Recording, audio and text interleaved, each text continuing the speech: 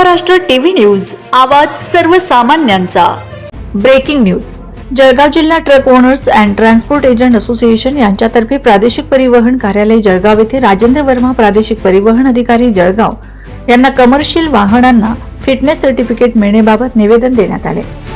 जळगाव जिल्ह्यासह संपूर्ण महाराष्ट्रात माल वाहतूक करणारे वाहन व टुरिस्ट परमिट वाहन तसेच लक्झरी बसेस इत्यादी वाहनांना दरवर्षी अथवा 2 वर्षाच्या कालावधीने वाहनाचे वैधता प्रमाणपत्र परिवहन विभागामार्फत घ्यावे लागतात। अर्थात फिटनेस सर्टिफिकेट रिन्यूअल करावे लागतो। ज्या वाहनांचे फिटनेस सर्टिफिकेट संपलेले आहे तसे वाहनधारकांना फिटनेस सर्टिफिकेट मिळवून घेण्यासाठी संबंधित आरटीओ विभागात पायपीट करावी लागत आहे।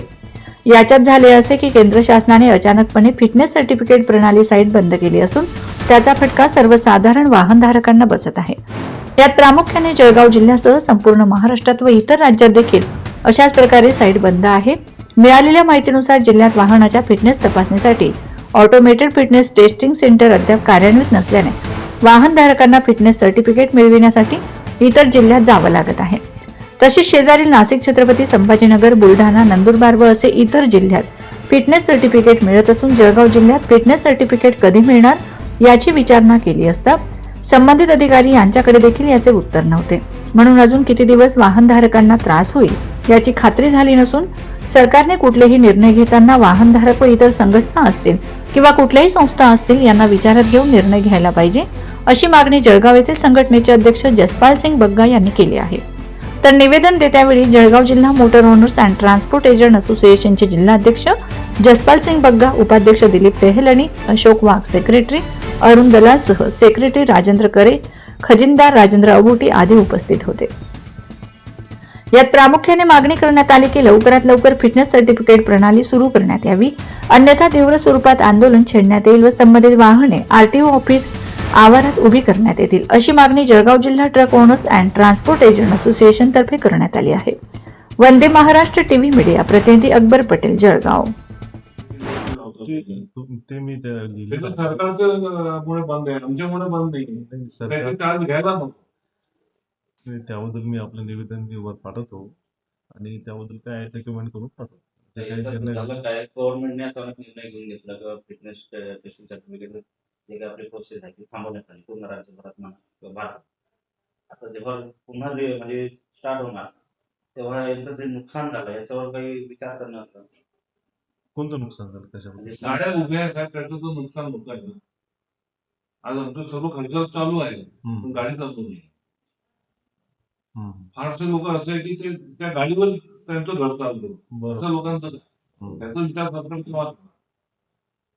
बरोबर, तो एक मुद्दा आहे, तो पण वर एखाद्या वेळेस समजा ठीक आहे 8-10 दिवस झाले फिटनेस सर्टिफिकेट संपलेला, आता 1 महिन्याचा कालावधी लागणार साधारणतः।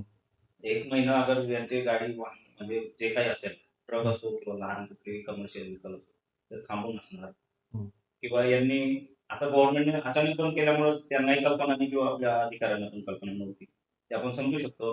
मात्र एखाद्या वेळेस वाहनधारक वेळेवर डॉक्युमेंट क्लिअर करत नाही किंवा फिटनेस सर्टिफिकेट म्हणा इतर काही बाबी असतील त्याचा जर ते आढळले आपण त्याला दंड टाकतो। आता रूल गव्हर्नमेंटचाच आहे, आपणही गव्हर्नमेंटचेच माणसं आहोत।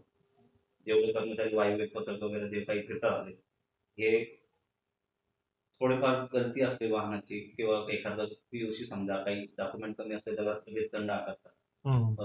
आता यांचे वाहन उभे गव्हर्नमेंटने कुठलाही विचार केलेला नाही आणि डायरेक्ट फिटनेस सर्टिफिकेटची साईट आहे ती बंद करून टाकली। यानंतर यांचा काय फायदा होणार ते वाहनधारक? या जळगाव ऑफिसच्या कार्यालयाचा प्रमुख म्हणून मी त्याबद्दल काही बोलू शकणार नाही, कारण की हा स्टेट लेवलचा पॉलिसीचा विषय आहे। आपलं निवेदन मी वर फॉरवर्ड करेल, त्यावर अभिप्राय पण देईल आणि जे काही न्याय तुम्हाला द्यायला पाहिजे त्याबद्दल मी माझा अभिप्राय सादर करेल। महाराष्ट्र टीव्हीमध्ये मी अकबर पटेल आपले स्वागत करतो। आपल्यासोबत व्हेकल डिपार्टमेंटची संघटना आहेत आणि ते जळगाव परिवहन कार्यालयात निवेदन देण्यासाठी आले होते आणि आपल्यासोबत आहेत बग्गा अंकल, आपण त्यांच्याशी बोलूया।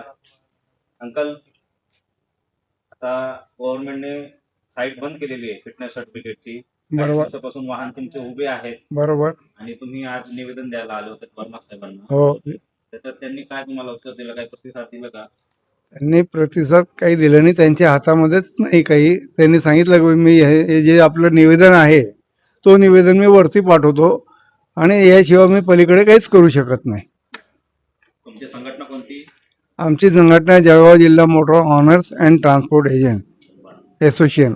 आता समजा वेगवेगळे नियम आणले जातात हम्म. राज्य आणि केंद्र सरकारच्या माध्यमातून. तुमची संघटना रजिस्ट्रेशन असून तुम्हाला काही याची इंटिमेशन दिली जाते का असं असं नियम लागू होत आहे, किंवा वाहनधारकांना किंवा किंवा ट्रान्सपोर्टर असोसिएशन असेल, काही कोणतीही संघटना असतील, हम्म. त्यांना कुठलं इंटिमेशन दिलं जातं का अगोदर? नाही, अशा प्रकारचं देत नाही ते. तुम्हाला योग्य वाटतं का अचानक निर्णय घेणं? योग्य नाही ते. याच्यावर तुमचं काय म्हणणं असणार?